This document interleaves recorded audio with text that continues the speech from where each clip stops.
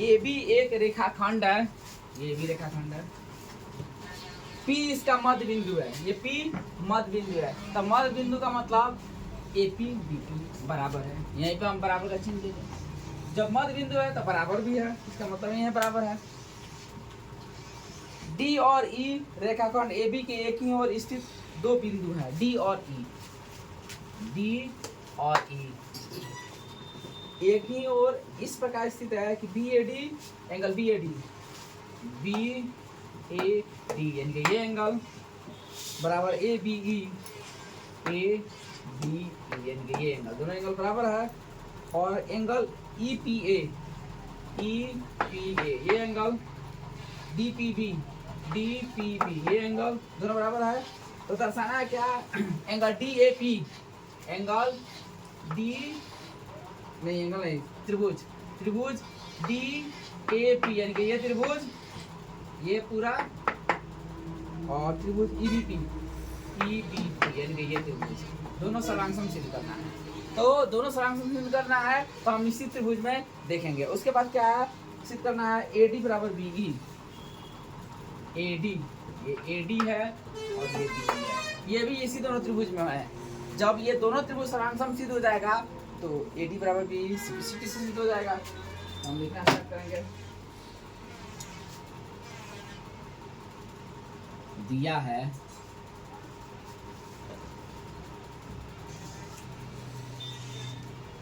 रेखाखंड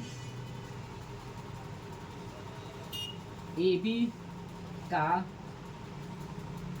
मध्य बिंदु P है, अर्थात AP बराबर BP। और उसके बाद क्या दिया है,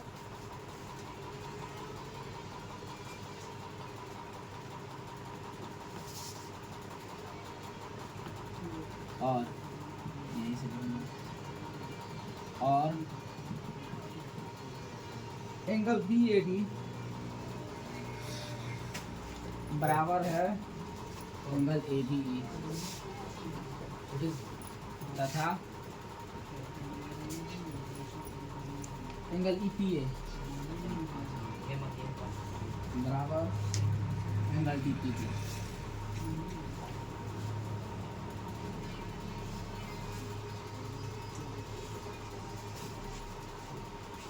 सिद्ध करना है।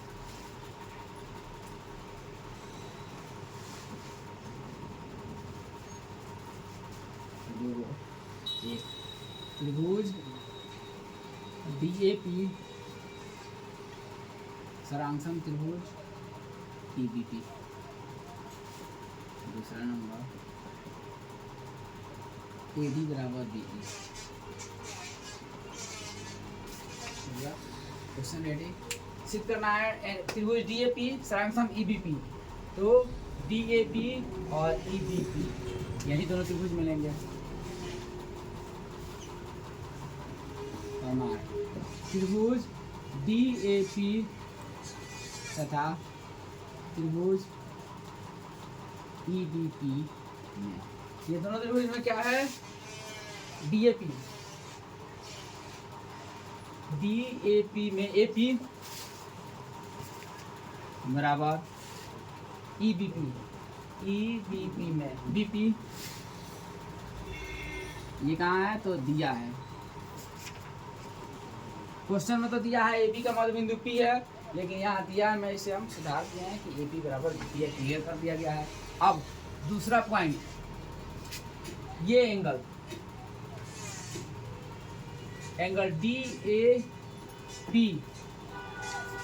ये एंगल है DAP, ये बराबर है एंगल EBP के।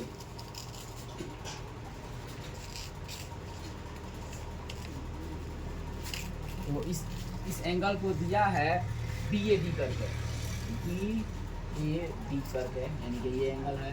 तो पहले हम लिख देंगे BAD, यहीं इस पॉइंट को, एंगल BAD बराबर एंगल ABE, ये दिया है,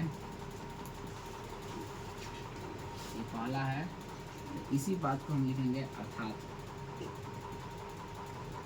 BAD है, BAD यानी कि ये एंगल है, इसी को हम DAP भी लिख सकते हैं, चाहे PAD लिख दें, एंगल DAP लिख रहे हैं, एंगल DAP। अब ABE इधर है, इस एंगल को दिया है तो इसको हम लिख देंगे EBP, एंगल EBP। ये दूसरा पॉइंट हो गया। अब तीसरा पॉइंट दिया हुआ है एंगल EPA यानी कि ये एंगल EPA बराबर एंगल DPB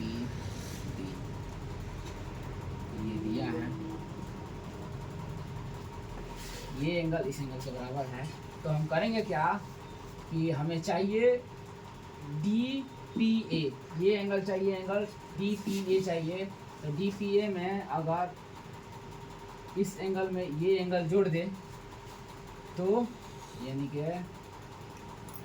ये एंगल का नाम है क्वेश्चन के हिसाब से EPA एंगल EPA में हम ये एंगल जोड़ दे रहे हैं, एंगल DPA। फिर वही चीज़ DPB, ये DPB दिया है तो DPB ये इधर एंगल DPB में यही पॉइंट फिर जोड़ेंगे एंगल DPA। इसके पहले वाला क्वेश्चन नंबर 6 था, ऐसे ही उसमें भी जोड़ा गया था। तो ये दोनों एंगल जोड़ा गया है, वही बात को लिख देना है। तो angle EPA plus angle DPA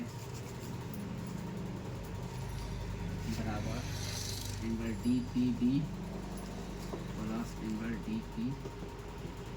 ये जोड़ने पर क्या मिला हमें, ये पूरा सा एंगल इधर से मिल जाएगा, एंगल DPA।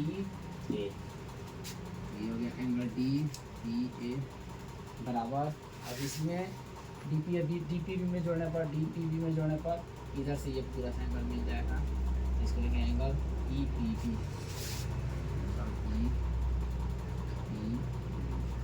ये तीसरा है, अंकांक 1, 2 तथा 3 से त्रिभुज DAP सर्वांगसम त्रिभुज EDP। कैसे, तो दो एंगल है, ये दोनों एंगल से और एक भुजा से, ASA सर्वांग समता।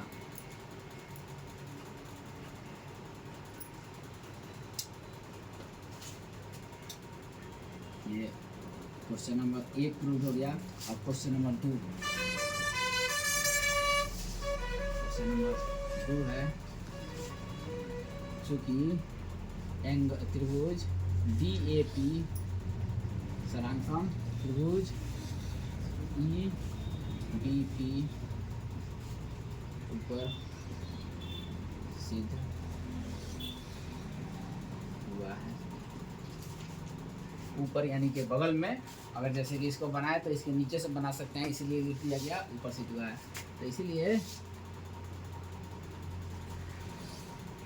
ADBE AD बराबर BE CP CD से। ये क्वेश्चन नंबर 2 इसको भेज देंगे क्योंकि ये क्वेश्चन का पार्ट नहीं है, सिर्फ मैंने